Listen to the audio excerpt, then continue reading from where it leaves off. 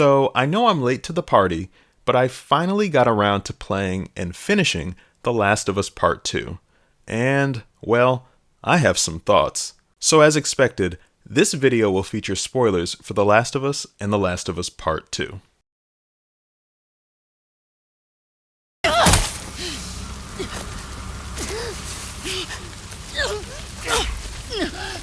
There's nothing fun about The Last of Us Part 2. That's a bit of hyperbole. It is a video game after all, and video games are meant to be fun. But I don't enjoy the horror genre. I get no pleasure out of it. Surviving terror is not my idea of a good time. Stalkers. The Last of Us series, created by game publisher Naughty Dog, is different though.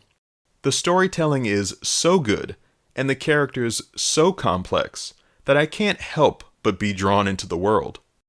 It makes playing as Ellie and Abby worth it, despite the anxiety-inducing circumstances of a frightening zombie apocalypse. The Last of Us Part 2, the sequel to the amazing 2013 original, is a game about trauma and loss. Abby couldn't save her father from being killed by Joel. Ellie couldn't protect Joel from being killed by Abby. And now, their sadness and guilt has festered into rage.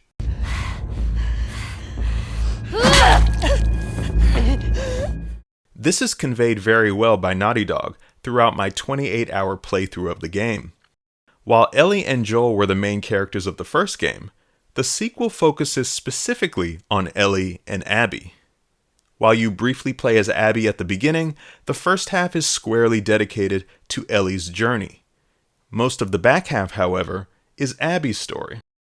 So what we have here is a unusual split storytelling narrative. This is a game that boldly kills its original lead, Joel Miller, within the first 3 hours of gameplay. It then puts the gamer into the shoes of Ellie for the next 12 hours before shifting to Joel's killer, Abby, for a majority of the rest of the game. Admittedly, I was a bit dubious about this. The game successfully engrosses you in Ellie's journey, in part through flashbacks that are both heartwarming. I do okay. Are you fucking kidding me? And heart-wrenching. If you lie to me one more time, I'm gone. You will never see me again. So by the time we do switch over to Abby's story, I was afraid Naughty Dog made a tactical error. I appreciated the swing they took here, but putting this much focus on Joel's killer felt like a mistake. On top of that, by completing Ellie's story first, I knew that Ellie killed many of Abby's good friends. So wouldn't jumping back in time to tell Abby's story hurt the game's tension and momentum? Well, yes, to a degree. But The Last of Us Part 2 is a game about the journey, not the destination. Admittedly, playing as Abby didn't make me love her character. I also wasn't quite as invested in her emotional relationships with other characters as I originally was with Joel and Ellie. But playing as Abby did make me understand one thing. There really are no heroes in this post-apocalyptic world. Instead, damaged people are just trying to survive, and everyone has a motive they believe is justified. For us gamers, Joel and Ellie are considered the good guys, but that's only because we know them. We play with them. We're emotionally invested in their story. Oh my god, it is a dinosaur! That it is. But how many countless bad guys did Joel and Ellie kill throughout their journey? Were they even all bad guys to begin with? Did the ends always justify the means? Or were we just doing our best, as gamers, to push forward in this terrible world? All right, just take it easy. Just take it easy. Wait. Amidst all of the chaos, The Last of Us Part 2 finds quiet moments of joy too. Whether it's Ellie strumming on the guitar Joel gave her, or the wonderful flashback of Joel and Ellie, talking dinosaurs and space travel inside a dilapidated museum. Guess what the first animal to go to space was? I don't have to guess. That was a monkey. No, it was fruit flies. Yeah, in 1947. It was to see radiation exposure at high altitudes. They lived through it.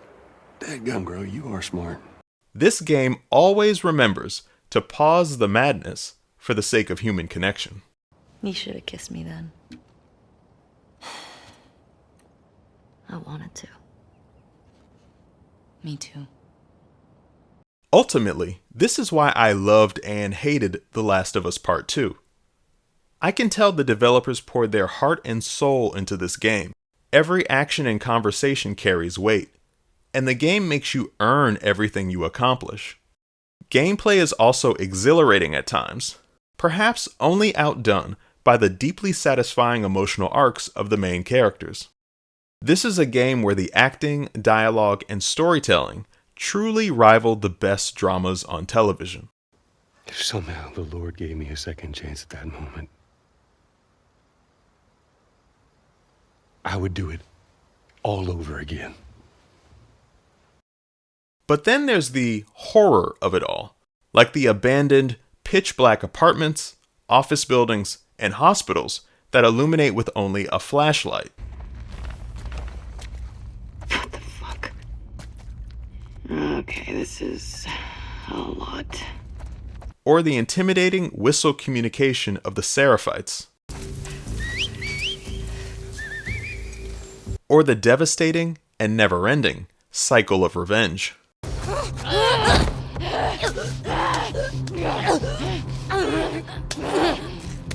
Or, of course, those terrifying zombie runners, clickers, stalkers, and shamblers.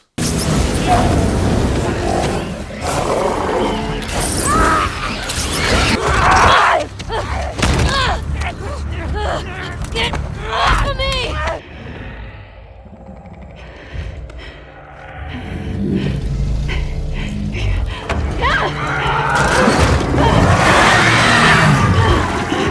It's all just so exhausting, but it's also equally excellent. Playing The Last of Us Part 2 is not exactly what I would call a fun experience, but in this post-apocalyptic world, full of hate and vengeance, that's kind of the point.